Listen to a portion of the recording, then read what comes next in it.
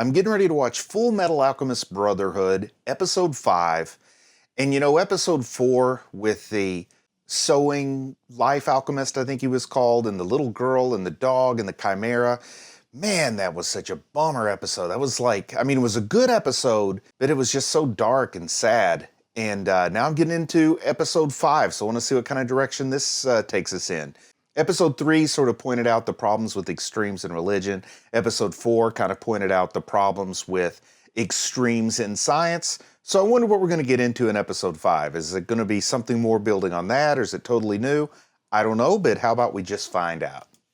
But yeah, I laughed real hard in Episode 3, and there were a couple of laughs in Episode 4, but it just ended with such a depressing ending. It was hard to laugh there near the end. So maybe we'll get some chuckles in this episode. I haven't seen an episode yet that hasn't made me laugh at least a few times, though. Makes this show really fun for me. And a lot of people are pointing out that it moves pretty quick in these early episodes because it's kind of recovering some territory, but then soon it kind of gets into the territory that Fullmetal Alchemist had to stray from the manga because the manga wasn't finished yet. So I'm really looking forward to seeing how all this unfolds. Oh, here it's giving me the English lyrics now, so I guess I can karaoke in English on this episode. The last episode, the subs were Japanese for karaoke purposes, I was told. But now I can karaoke in English on this one. I guess they alternate from episode to episode. I watched a kind of comedy anime on Amazon Prime called Ghost Stories that alternated in the subtitles between English and Japanese on their intro. Okay, so a little recap of Show Tucker, the Sewing Life Alchemist. So I guess it's going to build on that story bit here. Yeah, hard for me to see it getting much darker, sadder, more depressing than that episode 4 was. Oh, I like this. They kind of put a little spotlight on how Edward was really upset with himself for not being able to fix things. Oh, and it looks like we're going back to young Edward here with his mom. Oh. So yeah, his mom's praising his alchemy abilities here. Comparing him to his father, who now we know in present day is not a big fan of his own father. Oh no! He's having a nightmare about his mom there, that horrific version she was in when he recalled her. Oh man, bad dreams. This is traumatic. He had the bad dream of the dog and the little girl being morphed together into a chimera. Yeah, so I think this is showing just how deeply Edward was affected by the last episode. I'm glad I'm not alone in having bad dreams about episode 4. So I wonder who he's coming to visit here. Oh, it's another one of the state alchemists, I guess. I don't know if she's an alchemist or just a soldier. Oh, I don't think he knows that Tucker and Nina... Okay, this is good to know that he was going to get punished, because when I watched episode 4, I was worried that he wasn't even going to get punished for what he did. So they were going to punish him, but, he wound up dead by the guy with the scar on his face. So I wonder how long they'll keep us going to learn what the story is about the guy with the scar on his face. The guy who is out to kill alchemists who've turned their back on the ways of God. Still real curious about him. And there we got Armstrong back on the screen. Yeah, I thought the guy with the black mustache was Armstrong. But he wasn't. Oh, where are we now? Are we back with Father... The guy in Lior? Was it Father Cornell or something like that? Canello, I think it was. Oh, wow. He's still telling people to rise up, or is this before he got his comeuppance from Edward? I don't know exactly where we are in time here.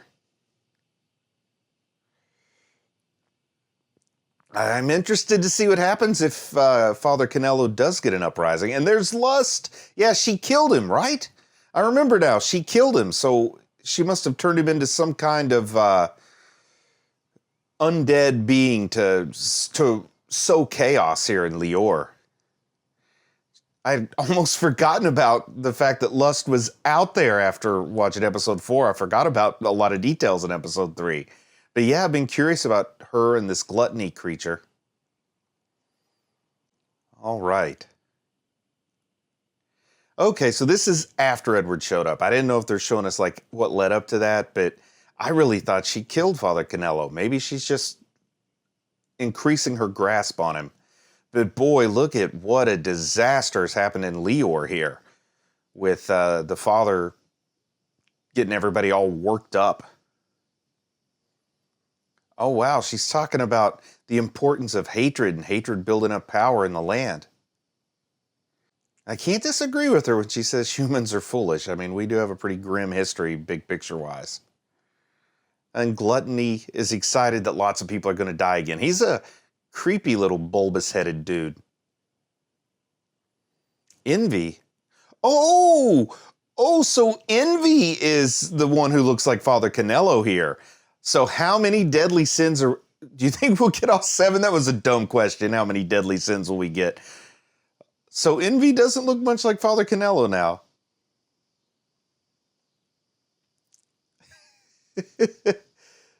Oh, this is good. So now we've got a 3rd deadly sin thrown in the mix. And Gluttony just wants to eat this guy. Ooh, that sounded squishy. I guess that's what happened. They let Gluttony eat him. Oh, wow, they know about Show Tucker here in Leor. Oh, so he just refers to this mysterious Scarface guy as him. And I guess they've got a little grudge against Edward now, too. He did interfere with their plans in Leor. Good, they're setting up a really nice conflict here I'm looking forward to seeing. Gluttony is so weird. This childish exuberance at just eating a person.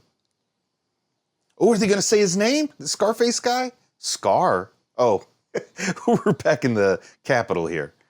They're just calling him Scar. I like that name, Scar. I love The Lion King.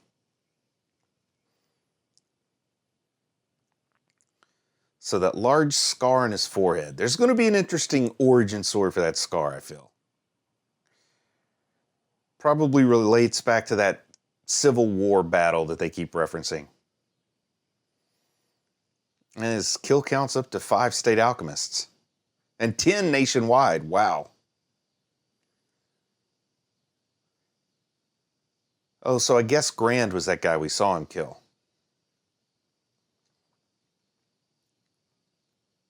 Yeah, just trying to tell him to stay under Scar's radar. And I got to tell you, Scar's a pretty scary, I'll call him an alchemist serial killer. Pretty scary, intimidating guy.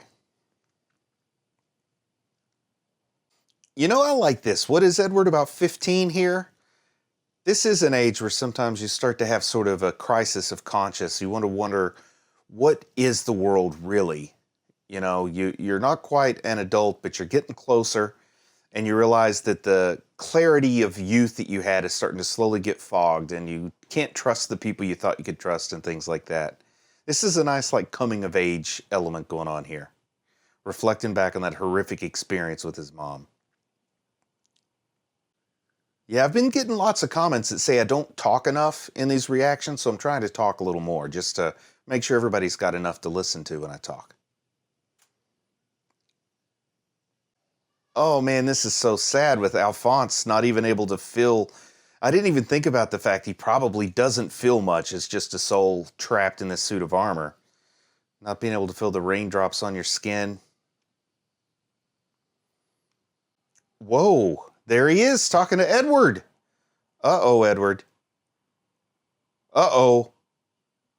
Whoa. You can't kill Edward off in episode 5. Ooh! I don't think he wants to kill Edward, though, right? Because Edward's young enough that he can be redeemed or something. I think this guy might just want to reach him, show him the evils of the state. This is not looking good for Edward. Oh man, Edward's running away. Doesn't even think he has a chance to stand and fight. So seems to have a good head on his shoulders in that regard. Oh man, but I don't think this guy wants to kill him. I think he wants to get him to listen to him or something. Because really, Edward hasn't had enough time to turn his back on anything, so this guy can't blame him for that, you know? He's got to at least give him a chance to maybe take the right path.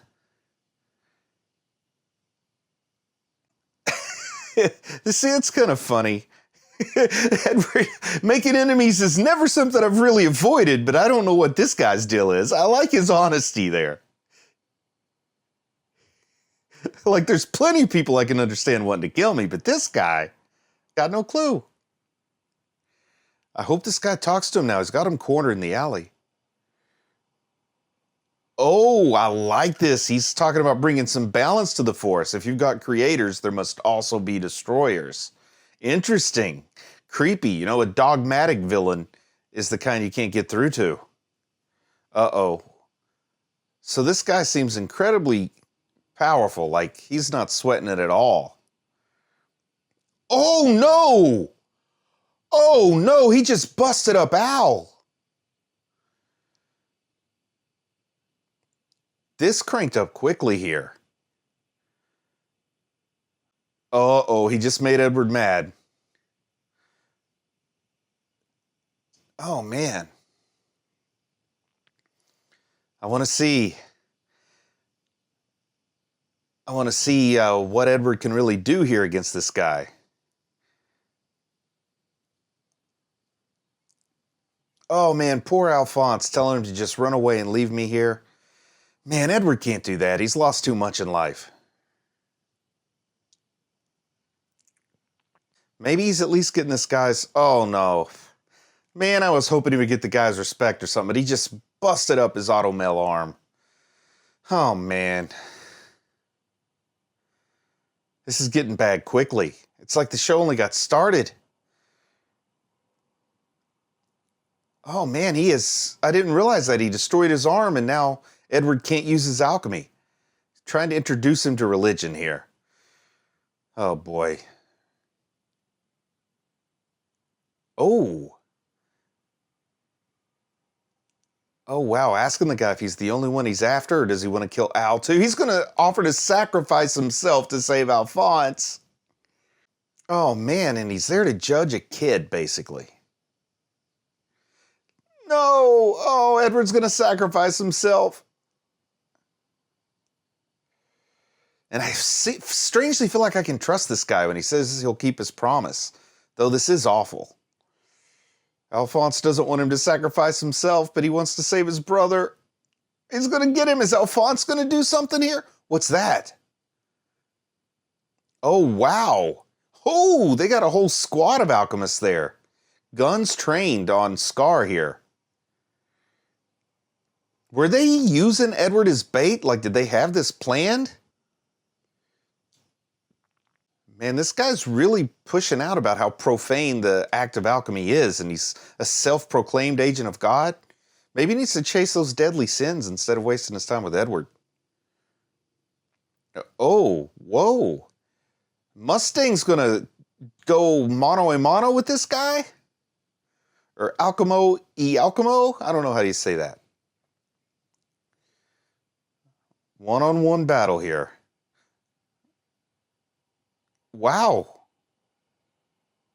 Oh, she's shooting the guns at him. I like that she tells the flame alchemist he's useless on rainy days. I did see like a little puff of smoke come out of his finger. Oh boy. Oh, is it? Armstrong. Nice. Coming out of the shadow.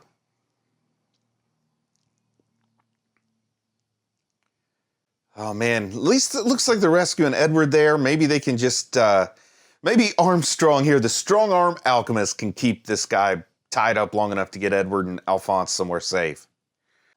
So my guess is the strong-arm alchemist has a really strong arm. It's the Armstrong family. Makes sense. Oh, I like that. Punch the brick, turn it into like a little missile. This is great. So is Edward going to have to go back to that girl in his hometown to get a new arm?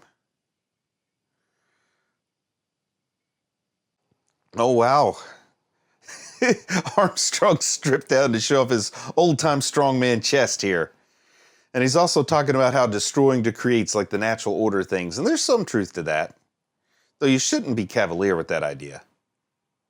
Comprehension, decomposition, and reconstruction. Oh, and this guy just stops at decomposition. Okay.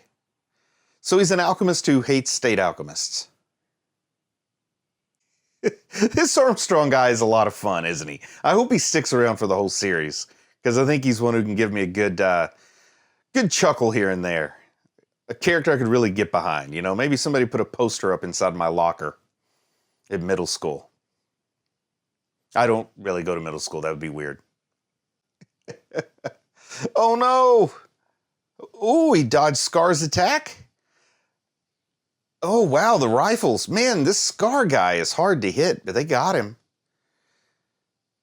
They got him, but she says she only grazed him, so it may not really slow him down, just a flesh wound. He's Ishvalan, and that's the Civil War battle that everybody keeps referring to. So they couldn't tell he was Ishvalan until they saw his eyes. I guess I'll have to learn more about Ishvalan here, or Ishvala. So he made his getaway. So I thought they were maybe going to have to sacrifice some members of the team to save Edward, but it looks like they managed to chase him off. Of course they wanted to apprehend him, but at least the threat's gone, right? For now, I mean. Hughes has just been hiding the whole time. I kind of like the guy that hides as much as the guy that rips off his shirt for no good reason.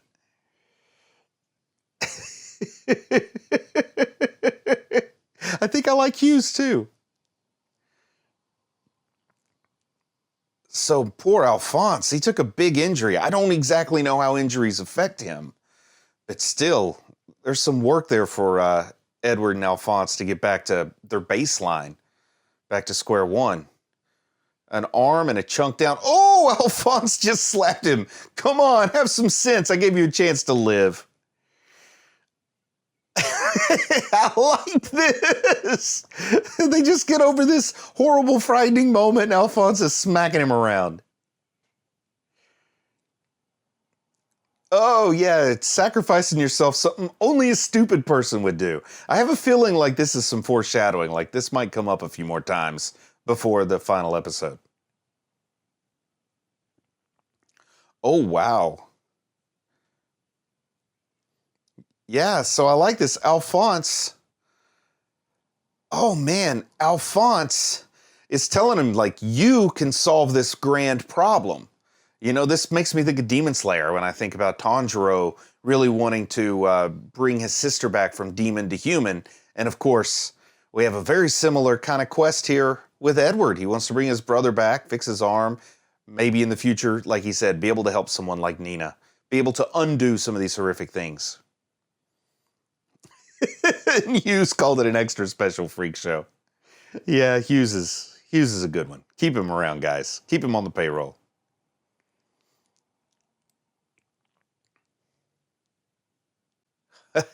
And Hughes mentioned, in case you didn't notice, that Ishvalan guy, he's pretty tough. Yeah, I think they noticed. I think they noticed Hughes. Oh, here we go. Some story about the Ishvalans to the east. Okay, so it's not so much geographic, they were a religious sect. Oh, wow, so this is like a religious war with a little small section that was kind of taken in imperial expansion.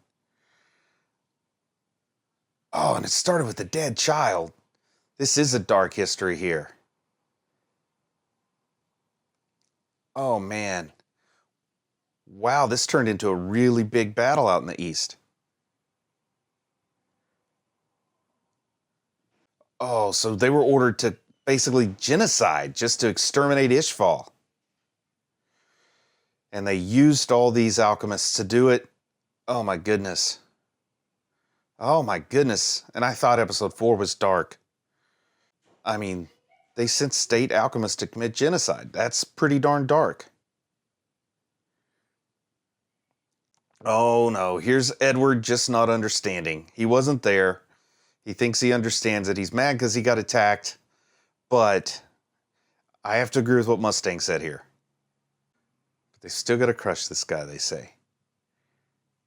Man, a lot of bad inhumanity has been performed in the name of imperialism over the years. So they really grabbed on a nice little metaphor there. Yeah, I want to see how they repair their broken bits. Oh yeah, they are going back to their hometown. I think that's isn't that the girl that worked in his hometown or whatever where he grew up that made him the arm in the first place?